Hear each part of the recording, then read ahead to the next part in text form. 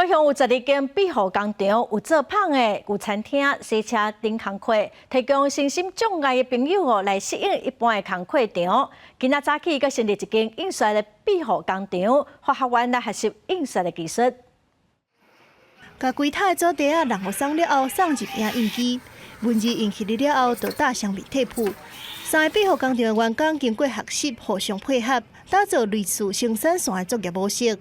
未来因会伫咧遮学到更较侪印刷的技能，嘛有机会转做正职的员工。团队合作就能够把工作更快做完。一开始他们是使用影印机，只是简单的影印，那到后来他们可能要接触到不同的机器，然后不同的就是品项，他们也要去认识，包括尺寸，包括油墨，包括纸的磅数等等，这个其实非常多的细节。目前全高雄12间庇护工厂，请大约160个学员。初时，搁再增加高雄头一间印刷庇护工厂，因为业者伫咧台南的庇护工厂，互各位新障朋友成功进入一般的工课场稳定上班。这回来高雄，就是望利用过去的经验，帮助更较侪人。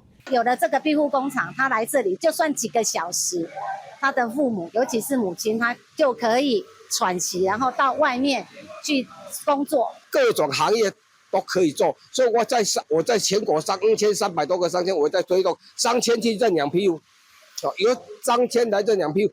全国联合庇护总会表示，庇护工厂会当提供新障家庭休喘的空间，无囡仔有机会学习独立。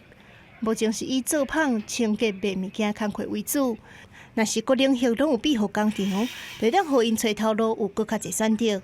公司新闻综合报道。